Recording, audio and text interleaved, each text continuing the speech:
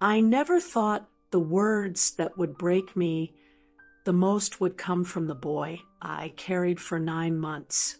Not shouted, not in anger, but whispered quietly with his back half turned to me in a crowded room. "Don't tell anyone you're my mother." He said it like he was asking me to keep a small secret, like it was nothing, like it wouldn't split my heart right down the middle. And so I didn't. I sat there, alone, while he introduced me as a neighbor. That moment didn't hit all at once.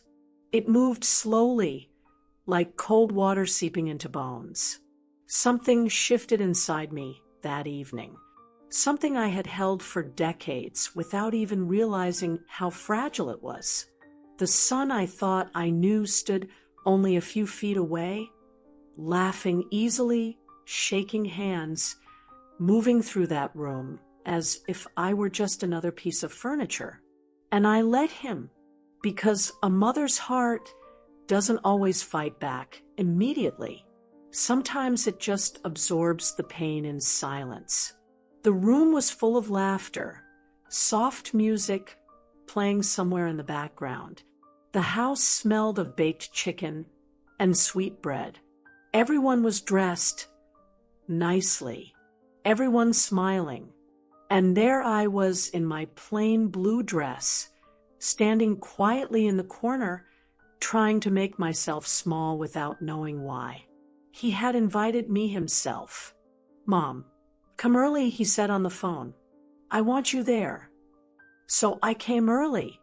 I helped straighten cushions, brought the fruit tray he requested, and moved quietly through the kitchen while his wife passed by with quick steps and polite nods. She didn't say much. She rarely did. Then the guests arrived. Couples, friends, colleagues, all chatting, laughing, making the house feel alive. And my son stayed near me, offering drinks, guiding people, smiling brightly, but never really looking at me. Someone asked, "Who is she?" His eyes flicked to me for only a moment. Then he answered smoothly, "This is Mrs. Carter. She lives next door." Next door. Not my mother.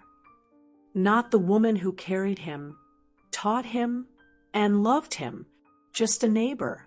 The words didn't strike me immediately. It felt like tripping on a hidden step.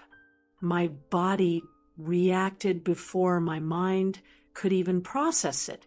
I smiled politely, nodded, and let it pass.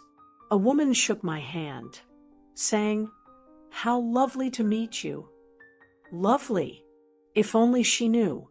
I stayed there for what felt like hours, watching him move through the room like I didn't exist, laughing with people who believed his story. The words repeated in my mind, sharper with each echo, "Don't tell anyone you're my mother." Sitting there, I drifted back through the years I spent raising him. I remembered the sleepless nights, the scraped knees I bandaged, the homework I stayed up late to help with, the birthdays and Christmas mornings I tried to make magical, even when life wasn't. I remembered how his first words were the sweetest music, how his laughter could fill a room, and how proud I had been when he took his first steps. All the love I poured into him seemed invisible now, hidden behind the polite smile of a neighbor. The years of sacrifice, of giving, of trying to build a strong foundation for him, they all pressed into me quietly, painfully, like shadows in that crowded room. After a while, I moved to the corner of the room, keeping to myself. I didn't want to interfere. I didn't want to be noticed. I just wanted to exist quietly, to breathe, to survive the evening without collapsing under the weight of what had just happened. And yet, I couldn't stop watching. Every movement he made, every laugh he shared, Every hand he shook reminded me of how easily he had erased me from his world, how carefully he had hidden me.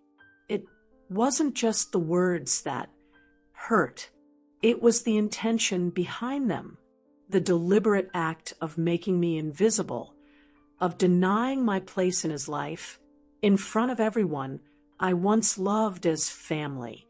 I thought of the years before this, when we were close, when he ran to me after school, when he needed me.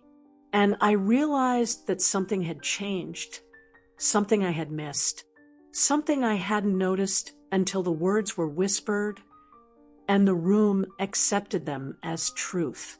I had carried the weight of raising him, shaping him, protecting him, and yet here I was, reduced to a neighbor, a stranger. I don't remember exactly when the tears started. I only remember the tightness in my chest, the fluttering of my hands in my lap, the ache that moved through me so quietly that no one noticed. Later that night, when the last guest left, I stayed in the kitchen, clearing plates and cups. He came over briefly, thanked me politely, and said nothing else. No apology, no acknowledgement, nothing. I knew then that this was not just a moment. It was a turning point, a reminder that love, no matter how deep, can sometimes be hidden, ignored, or even denied by the people we raised. And yet, as I carried the dishes to the sink, I felt a spark inside me, a quiet determination, not anger, not revenge, just a recognition that even if I was hidden today, even if my place in his world was denied, my love, my sacrifices, and my truth could not be erased. I would not leave. Not now. Not ever. After that night, I found myself replaying everything. Every decision I had made for him. Every moment I had worked quietly behind the scenes to make his life easier. Every time I had held my tongue to protect him. And I realized how much I had given, how much I had hidden, how much I had sacrificed, hoping that love alone would be enough. When he was a child, he was my world. I remember the mornings when he would wake before sunrise, curling up against me for a few more minutes before school. I would brush his hair back, tie his shoelaces, pack his little lunches, and walk him to the bus stop. Every day, I tried to make sure he never felt alone, that he felt seen, that he felt safe. I remember the times he was sick. Those nights were long. I hardly slept. I would sit by his bed with a damp cloth, rubbing his fevered forehead, whispering comforting words, counting the seconds until he felt better. I never complained. I didn't want him to feel my exhaustion. I just wanted him to feel loved. And in those small victories, I believed that I had done my job. I thought that my efforts, my care, my constant presence would build a bond strong enough to weather anything. But as the years passed, I started noticing subtle changes, small distances, things I told myself were normal growing pains. He started keeping secrets, little ones at first, a diary he hid under his bed, phone calls he rushed through, friendships he refused to talk about. And I told myself it was normal. It was adolescence. It was him growing up. But there were times I caught glimpses of something deeper, a reluctance to include me, a hesitation in his eyes when I asked questions, a shift in the way he spoke about school, friends, even his own future. I dismissed it at first. I wanted to trust him. I wanted to believe that our bond was unbreakable. And for a while, it seemed to hold. Until high school, when the changes became more obvious. He began inviting friends over without telling me. He spent weekends away and made up excuses that felt rehearsed. He would smile when I asked about his day, but never offered details. I would watch him from the kitchen doorway and feel a strange emptiness creeping in, like I was no longer part of the story I had written for him. I remember one evening, sitting at the kitchen table while he did his homework, I asked him casually, "Are you hiding anything from me?" He looked up, a flash of annoyance in his eyes. "No," he said quickly, and then went back to his work.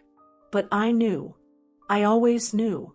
It was subtle, the way he started to pull away, but it was deliberate. I could feel the boundaries forming like glass walls separating us without a word being said. And yet, every time I tried to address it, he would brush me off. "I'm fine," he would say. "Stop worrying so much." I worried because I loved. I worried because every instinct in my body screamed that he was slowly becoming someone I couldn't reach. And when he became a teenager, those instincts were proven right. He began making choices that pushed me further.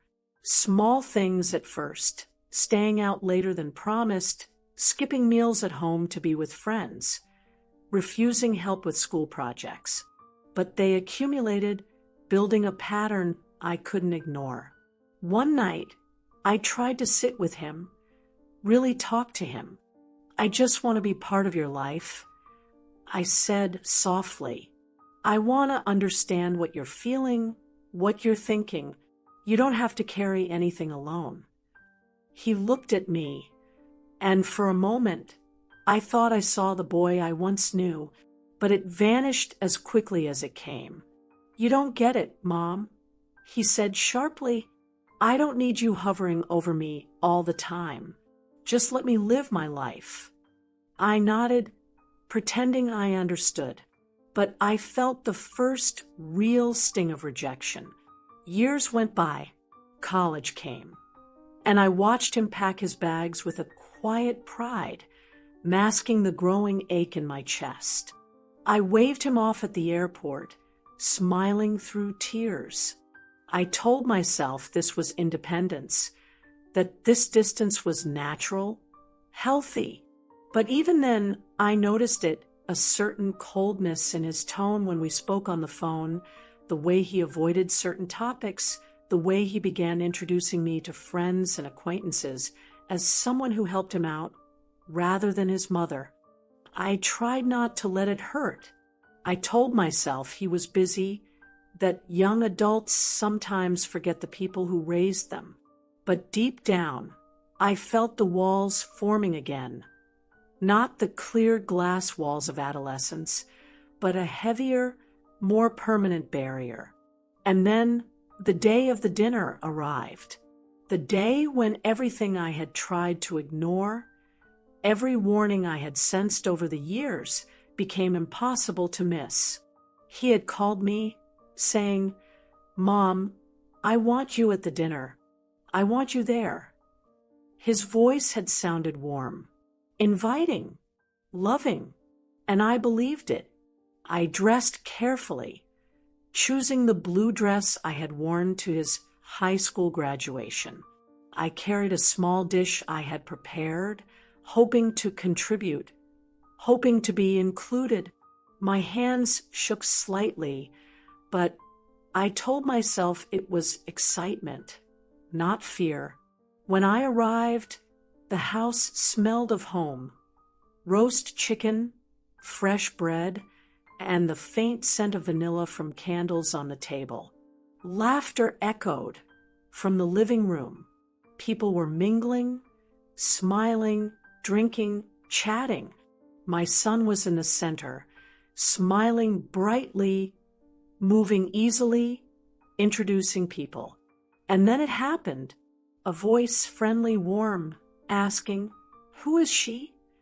He glanced at me, just briefly, and then, as if rehearsed, he said, "This is Mrs. Carter.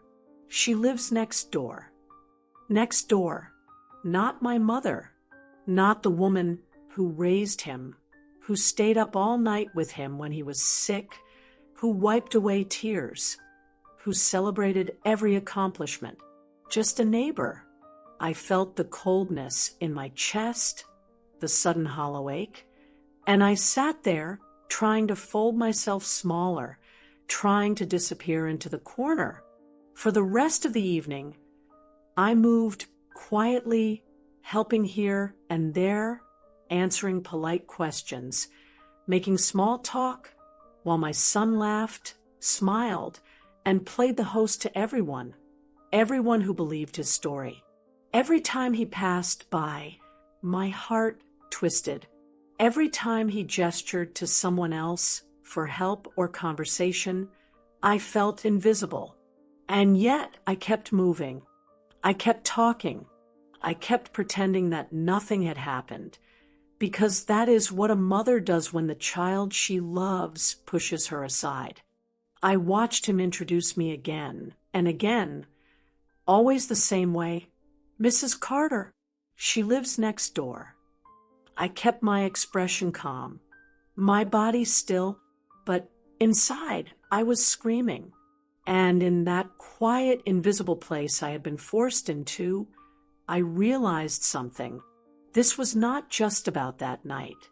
It was about every moment he had been slipping away from me, about every small distance that had grown over the years, about the gradual erasure of the woman who had given everything for him.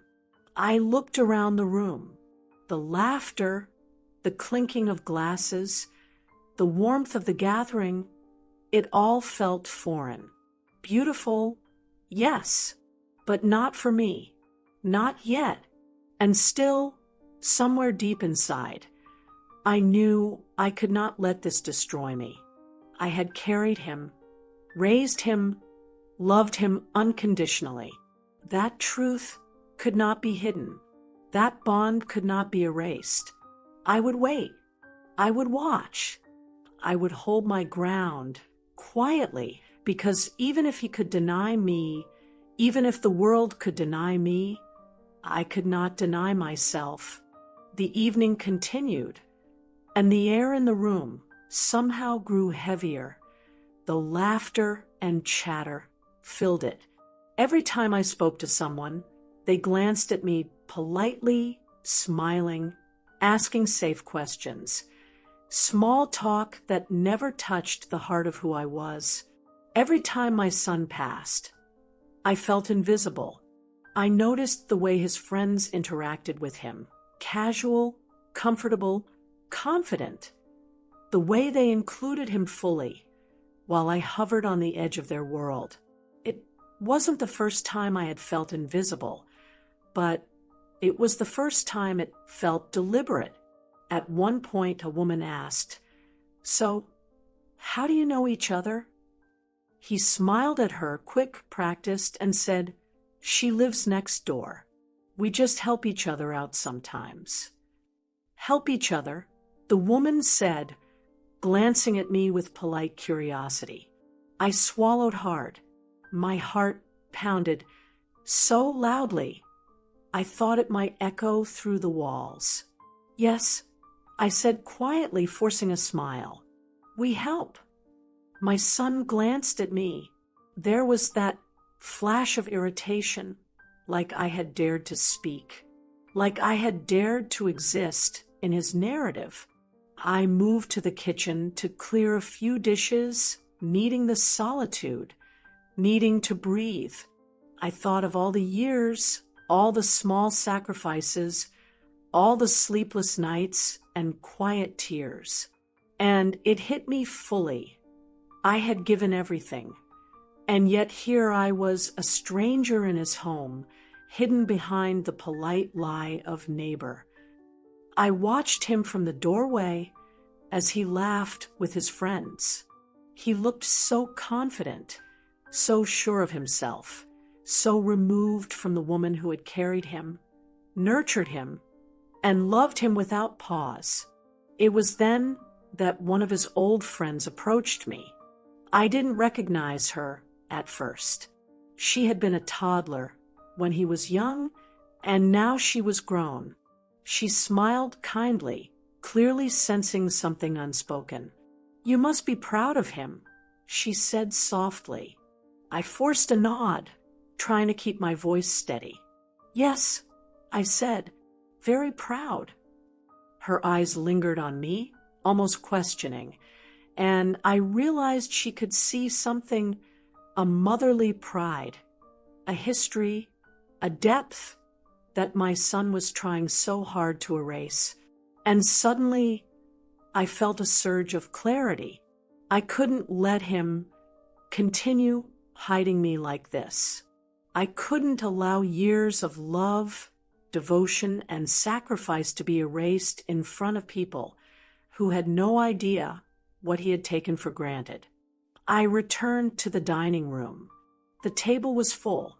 Glasses clinked. Plates were refilled.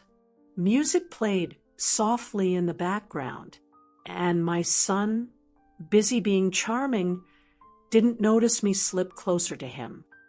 I placed my hand gently on his arm. The gesture wasn't loud. It wasn't dramatic. Just a soft touch.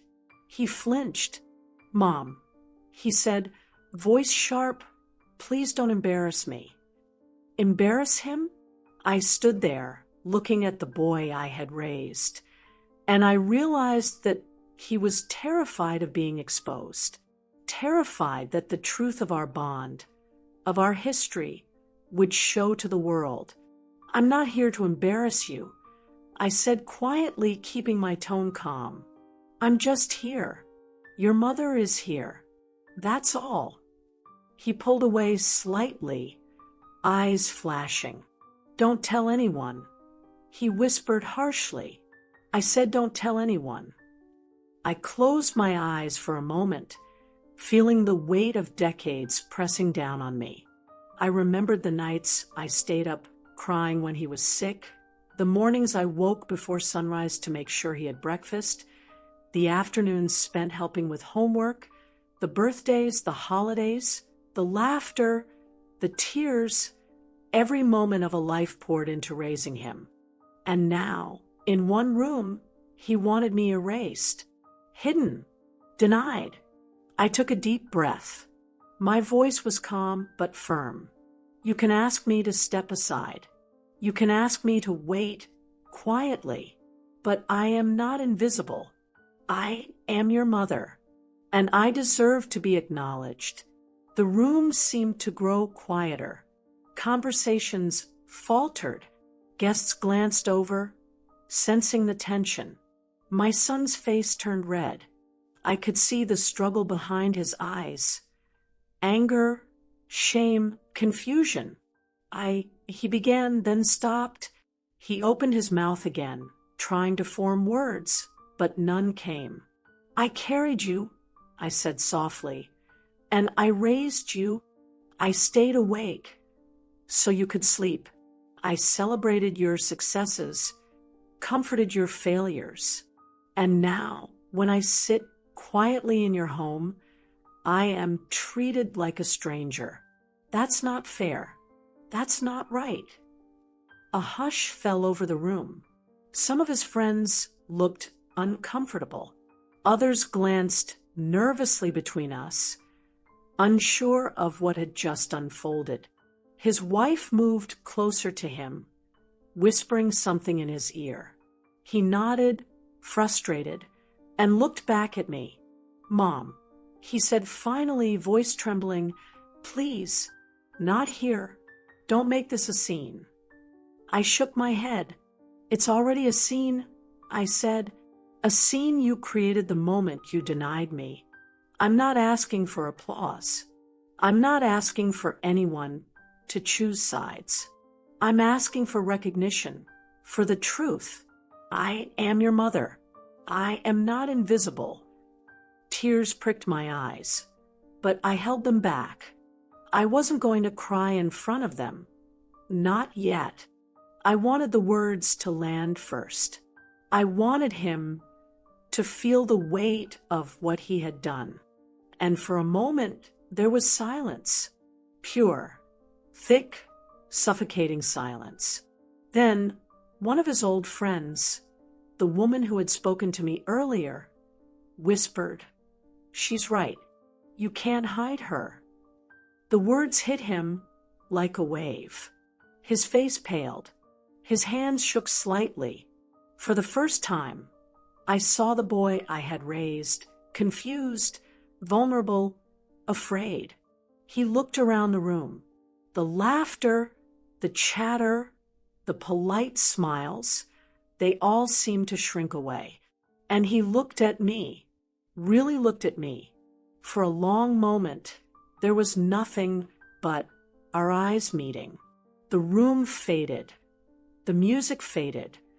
The world outside that dining room disappeared. And in that moment, something shifted. Something that had been buried under years of denial, pride, and fear began to surface. The room was quiet now, almost unbearably so. Every eye seemed to be on us, every ear listening to what might happen next. I could feel the tension pressing against my chest, but I stayed calm, even as my hands trembled slightly. He looked at me, and for the first time all evening, I saw hesitation. I saw conflict. The confidence he had worn like armor was cracking, and behind it there was a boy, my boy, who had lost his way, afraid to admit that I mattered, that I had always mattered. I took a step closer, soft, deliberate. "Do you remember," I asked quietly, "the time you scraped your knee falling off the swing? You cried for hours, and I stayed by your side. You didn't want me to leave. You wanted me there until it didn't hurt anymore." He looked down. I could see the memory flicker in his eyes, but he didn't speak. "And do you remember the first time you learned to ride your bike without training wheels? You were scared. I ran beside you, holding on, cheering, until you found your balance. I never let go, even when you begged me to stop." His jaw tightened. His hands gripped the back of the chair beside him.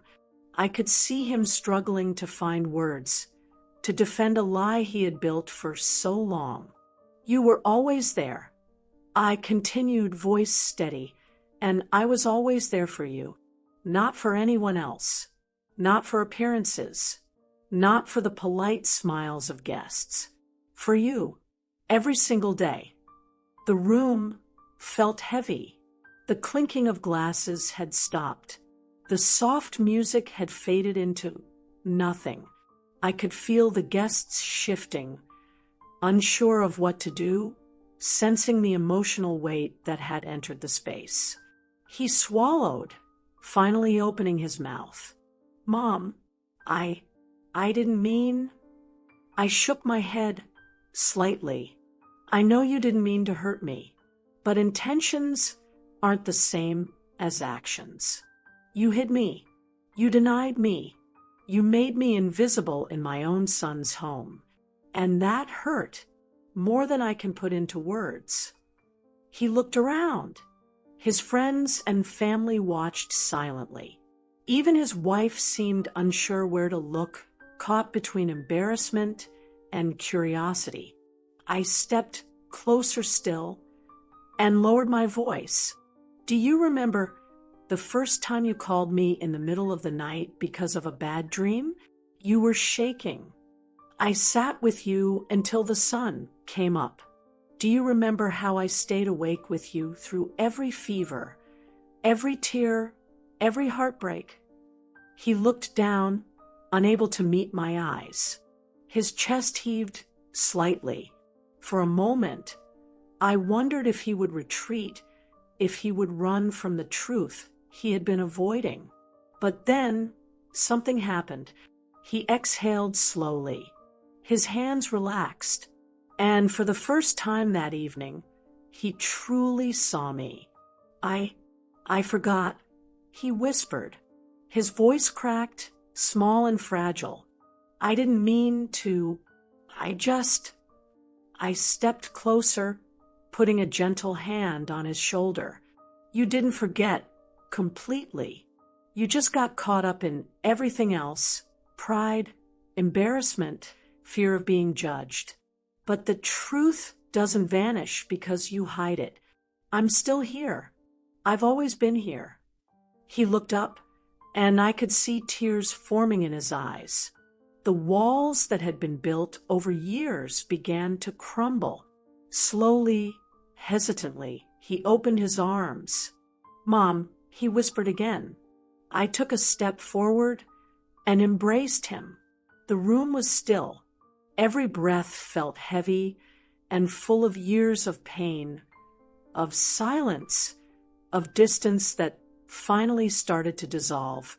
He clung to me for a long moment, and I felt the tension, the denial, the shame, all melt into something fragile, but real, a beginning. "I'm sorry," he said, voice muffled against my shoulder. I was wrong. I didn't mean it." "I know," I said softly. "I know, and I forgive you." He pulled back just enough to look at me. His eyes were red, but clear. "I don't want to hide you anymore. I don't want anyone to pretend you're not my mother." The words were small, but they carried the weight of years. The room around us slowly exhaled, and the guests returned to their conversations, quieter now, respectful, sensing the emotional healing unfolding before them. His wife stepped forward, gently touching his arm. "You've been wrong," she said softly. "You should never have made her feel invisible." He nodded, swallowing. I know now." And for the first time that night, I felt peace. Not the kind that comes from being acknowledged publicly, but the kind that comes from truth finally being spoken, from hearts finally meeting after years of distance. I held him again, letting the embrace linger.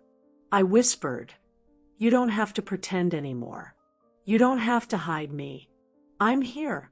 I always will be." He nodded, tears running freely now. "I promise," he said, "I'll never make you feel invisible again." The room began to feel warm again. Laughter returned slowly, softly, as though life itself was resuming after a long pause. But for me, the warmth came not from the food, the music, or the chatter. It came from him, from my son, from the recognition that despite the years of pain and silence, our bond could survive. I looked around the room, eyes misty but bright, and realized something profound. Forgiveness was the bridge that could carry us from the past into the future. Healing was the light that could guide us back together. And love, unconditional and enduring, was the foundation that neither denial nor shame could ever erase. That night, he did not introduce me as a neighbor. He didn't need to. Everyone could see it in his eyes. They could see the truth. I was his mother. And I had always been, no matter the silence, no matter the pain, no matter the years we had spent apart. After that night, things slowly began to change.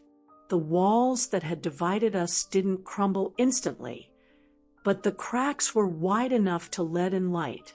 Every smile he gave me, every word he spoke acknowledging our bond, felt like a small victory, a thread repairing the fabric of years that had frayed. The next morning, he came into the kitchen while I was making coffee. He didn't speak at first, just stood there watching me move. And I realized that he was learning again how to see me, truly see me, without pretense, without fear.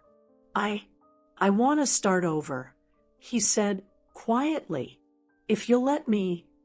I put the spoon down, turning to face him. The exhaustion of years past, the sleepless nights, the quiet heartbreak. They all seemed to settle into the room as stillness, no longer a weight pressing down on my chest. "You already are," I said softly. "We can start any time. Right now is good."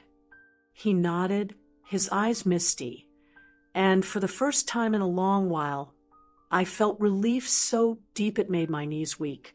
We spent the day together, talking, laughing softly, sharing memories we had both held on to quietly over the years. The small misunderstandings, the silences, the gaps that had seemed impossible to bridge.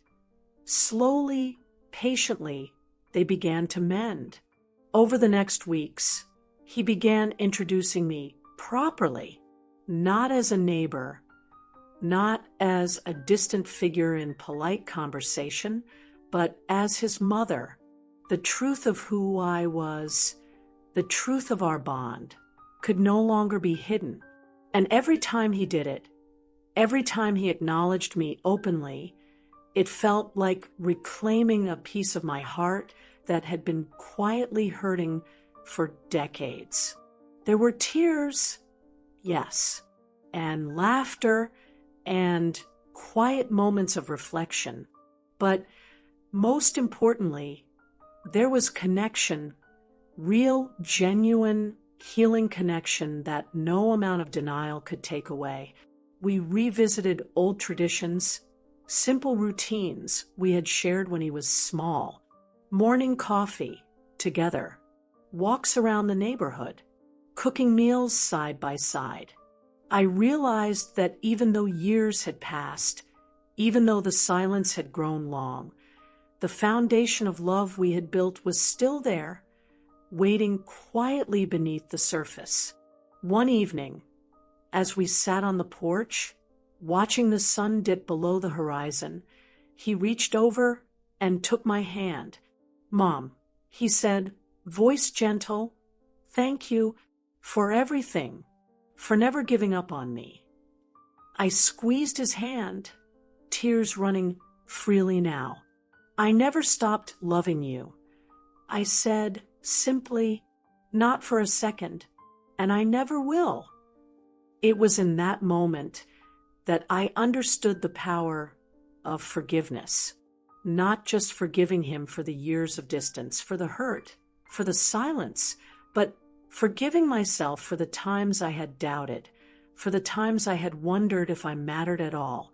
Forgiveness opened the door for love to flow again, freely, without hesitation. Our family began to grow closer in ways I hadn't dared imagine. He reached out to his siblings, shared memories, included me in plans, celebrated milestones. The gaps in our history didn't disappear, but they became part of a story we could now tell together. A story of love, mistakes, recognition, and ultimate reunion. Every morning, as I sit at the kitchen table sipping my coffee, I reflect on the journey we've traveled, the pain, the silence, the denial. They were all real, but they were not permanent. Love, patience, and forgiveness were stronger. They healed wounds that had seemed impossible to mend. I hope that anyone listening to this story, anyone who has felt unseen, ignored, or pushed aside, can find hope here. No matter how long the silence, no matter how deep the hurt, hearts can reconnect. Bridges can be rebuilt. Families can reunite. And love can shine through even after years of shadows. If this story touched your heart, if it reminded you of someone you love, or if it gave you hope in your own family, please take a moment to like, share, and subscribe.